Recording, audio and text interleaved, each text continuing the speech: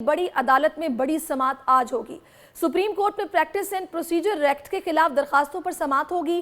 Chief justice Pakistan काजी फाइज ईसा की सरबराही में full court bench सुबह 9:30 बजे ये समाअत करेगा। अदालती कार्रवाई बराह रास्त नशर की जाएगी। तहरीक इंसाफ ने केस से मुतालिक इजाफी दस्तावेजात सुप्रीम कोर्ट में जमा करा दी हैं और इसी पर बात करने के लिए सीनियर एनालिस्ट नज़ीर लगारी साहब इस वक्त हमें ज्वाइन कर चुके हैं। लगारी साहब, सबसे पहले तो मैं चाहूंगी कि अगर आप थोड़ा सा तबसरा दीजिएगा, ये पाकिस्तान की हिस्ट्री में पहली बार हो रहा है कि किसी केस की समाअत को बराह रास्त नशर किया जा रहा है, इसका इम्पैक्ट आप क्या देख रहे हैं?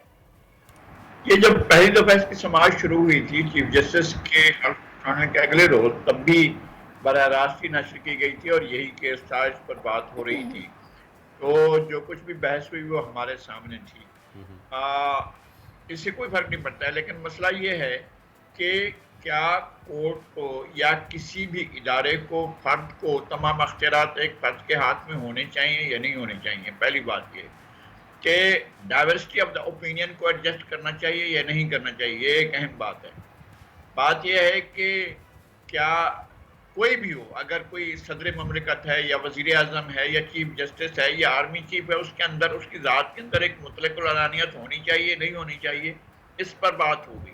ये जो प्रैक्टिस एंड प्रोसीजर एक्ट है, इसके बारे में तो ये कहा गया था कि जनाब जब सो मोटो लिया जाता है तो उसमें 3 जज साहिबान की मुशावरत हो जो मोस्ट सीनियर हैं सुप्रीम कोर्ट में। इसमें कोई ऐसी बात नहीं थी जिस पर जो है वो एतराज किया जाता, लेकिन वो हुआ और उसको रिजेक्ट किया गया था। लगारी साहब, मेरे कहने का मकसद ये था कि बिल्कुल आपने सही कहा कि पहली इसकी जब समाअत हुई तो वो भी बराह रास्त नशर की गई, सब लोगों ने, पूरी पाकिस्तानी कौम ने, क्या बाहर भी लोगों ने देखी, अभी भी इसको नशर किया जाएगा। मेरा कहने का मकसद ये था कि इसके अलावा और भी बहुत सारे केसेस हैं जो कि बड़ी अहमियत के हामिल हैं। आपके ख्याल में क्या ये प्रैक्टिकली पॉसिबल है कि उन केसेस को भी ऐसे ही नशर किया जाएगा या फिर मुतालिबा आएगा कि उनको भी नशर किया जाए? और अगर ऐसा हो जाता है तो ये सुप्रीम कोर्ट के लिए कितना मतलब को बोझ होगा या फिर उनके लिए कोई ऐसी मसले वाली बात नहीं है, ऐसा मुमकिन है?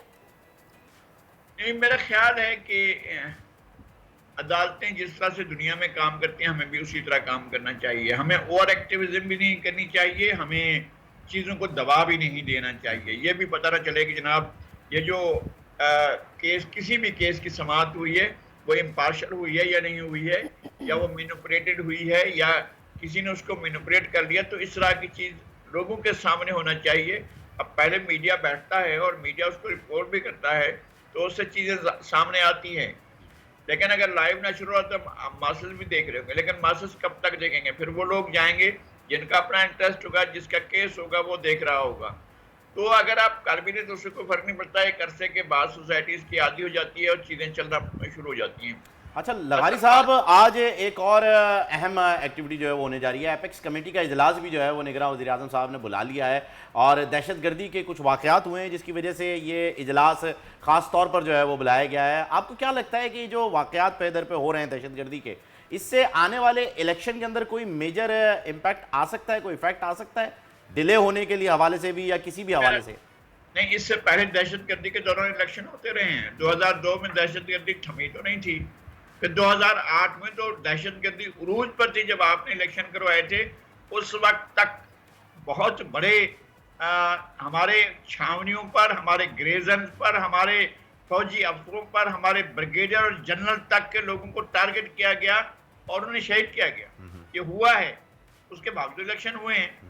इलेक्शन के इल्तवा का इस वक्त कोई जवाब नहीं है कि आप किसी भी जवाब से इलेक्शन को मुलतवी करें। लेकिन ये जो आपने इजलास बुलाया है वज़ीर आज़म ने, इसका इजलास होना चाहिए और उसका टारगेट ये होना चाहिए कि हमने दहशतगर्दी को ख़त्म करना है। लगारी साहब, इजलास तो होना चाहिए, लेकिन मुझे ये समझ नहीं आती कि हम किसी वाक़े के होने के बाद ये इजलास क्यों तलब करते हैं, ये तसलसल के साथ क्यों नहीं होते? ज़ाहिर है ये एक सिलसिला, इसका चेक एंड बैलेंस रखना है, ये पॉलिसीज़ को बरकरार रखना है, ये तो कंटिन्यू बेसिस पे होने चाहिए। दरमियान में सिलसिला रुक जाता है, कोई वाक़या होता है तो इजलास बुला लिया जाता है। बिल्कुल सही किया, बिल्कुल सही कहा आपने। हमारे यहाँ ऐसा ही होता है। हमारे यहाँ जो नेशनल एक्शन प्लान बना था उस पर अमल नहीं हुआ। उस पर अमल होना चाहिए था कंसिस्टेंसी के साथ, मुस्तकिल, मुसलसल। और हमें जो है तय करना चाहिए, हमें दहशतगर्दी से लड़ना है। हमने दहशतगर्दों के बच्चों को नहीं पढ़ाना है ना, ये हमें मैसेज देना है। हमने उनके लिए नहीं करना है। اگر دہشت گردی اس ملک میں ہے اور دہشت گردی کی وجہ سے آپ کی سوسائٹی غیر محفوظ ہے تو آپ اس کے ساتھ کوئی ڈائلاگ نہیں کریں گے. آپ نے ڈائلاگ کیوں کیے تھے ان کے ساتھ, کیوں کر رہے تھے ڈائلاگ؟ اور وہ یہ کہہ رہے تھے کہ ہم آپ کو نہیں مانتے, آپ کا آئین نہیں مانتے, آپ کی پارلیمنٹ نہیں جانتے, آپ کی اسٹیٹ کو نہیں مانتے, اسٹیٹ کے ہم کسی چیز کو بھی نہیں مانتے, پھر بھی آپ وہ ڈائلاگ کرنے جا رہے تھے. تو کیا ہوا اس سے, کیا حاصل ہوا؟ یہ حاصل ہوا یہ مسلم میں ہوا, یہ حاصل ہوا. لغاری صاحب یہ اتنا مطلب ایسا کوئی راکٹ سائنس بھی نہیں ہے, سب کو معلوم ہے کہ جو سرحدی علاقے ہیں وہاں پر زیادہ ضروری ہے کہ اس طرح کی نگرانی رکھی جائے, کیونکہ وہیں سے دراندازی ہوتی ہے, وہیں سے ظاہر ہے کہ اسمگلنگ بھی ہوتی ہے, اسلحہ بھی, دہشت گرد بھی. پتہ نہیں کیوں ہم درمیان میں لاپرواہ ہو جاتے ہیں, جب واقعہ ہوتا ہے پھر کہتے ہیں جی دشمن گھسایا. بالکل صحیح کہا آپ نے. اور یہ کہ اب جب آپ کر چکے ہیں تو آپ کو معلوم ہوگا کہ کتنے راستے ہیں جو دوسرے ملک میں جا سکتے ہیں یا لوگوں کی آمد و رفت ہو سکتی ہے. یہ کیسے ہو سکتا ہے کہ آپ کے پاس آبادی کا ایک بڑا آپ نے اس ملک کے اندر کتنے غیر ملکیوں کو جگہ پناہ دی ہوئی ہے. یہ کوئی ملک یتیم خانہ نہیں ہے بھائی, یہاں پوری کی پوری ایک تہذیب موجود ہے, یہاں پر لوگ موجود ہیں, یہاں پر لوگوں کے بارے میں ان کا اپنا حق ہونا چاہیے. آپ کب تک اپنے آپ کو, اپنے ملک کے لوگوں کو, سندھ کو, پنجاب کو, خیبر پختونخوا کو, بلوچستان کو, گلگت بلتستان کو, کشمیر کو, کب تک آپ دوسروں کے مفاد کے اوپر قربان کرتے رہیں گے؟ یہ کیسے ہو سکتا ہے؟ کیا آپ کہیں ہم بھوکے رہ جائیں گے, وہ پیٹ بھریں, ہمارے بچے اسکول نہ جائیں؟ ان کے لیے سب کچھ ہونا چاہیے. ان کی آپ کو پتا ہے ان کا افغانی آپ کے روپے سے اسٹیبل ہے جب تک دنیا اسے تسلیم نہیں کرتی ہے. کیسے ہو گیا بھائی؟ بالکل ایسا ہی ہے لغاری صاحب, بالکل ایسا ہی ہے. اچھا لغاری صاحب, اگر تھوڑی سیاست کی طرف دوبارہ اگر ہم نظر ڈالیں تو ایک خبر آئی ہے جی کہ کل سینیٹر عرفان صدیقی صاحب, جو کہ نواز شریف صاحب کے بہت اچھے دوست اور رازدار بھی سمجھے جاتے ہیں, وہ لندن روانہ ہو گئے ہیں اور بڑی خاص ملاقات یہ تصور کی جا رہی ہے. آپ کے پاس کوئی اس حوالے سے اپڈیٹ ہے؟ نہیں, میری ان سے بات بھی نہیں ہوئی ہے عرفان صدیقی صاحب سے. وہ کس سلسلے میں گئے ہیں, کیا کرنے گئے ہیں, ان کی لیڈرشپ جاتی رہتی ہے.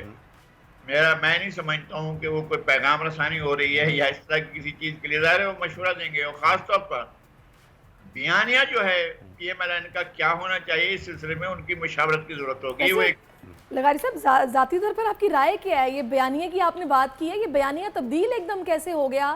اور ظاہر ہے بڑے زیرک سیاستدان ہیں, ایسے سوچے سمجھے بغیر تو بیانیہ دے بھی نہیں سکتے, تو بدلنا کیوں پڑ گیا؟ انہوں نے سمجھا شاید برداشت کر لیا جائے گا. اور ہم نے کہا تھا کہ پاکستان ایسی سرزمین نہیں ہے کہ جہاں پر آپ اس وقت کسی انقلاب کی تیاری کر چکے ہوں. ایسی کوئی صورتحال نہیں ہے. آپ وہ گرفتار ہوتے کون سا آسمان ٹوٹ پڑا تھا؟ اور جناب ابھی اس وقت ایک سابق وزیر اعظم جیل میں پڑے, کون سا آسمان ٹوٹ پڑا ہے؟ کون سی چیز جو ہے دنیا میں معمولات تبدیل ہو گئے ہیں؟ اس سے پہلے ایک وزیر اعظم کو پھانسی دی گئی, ایک وزیر اعظم کو سرے عام قتل کر دیا گیا جلسہ عام میں, اتنے لاکھوں لوگوں کی موجودگی میں. اس سے کیا ہو گیا, کیا کر لیا تھا؟ میرا اپنا یہ خیال ہے کہ جو ہماری سوسائٹی ہے اس کے بارے میں ہمیں ضرور اندازہ ہونا چاہیے.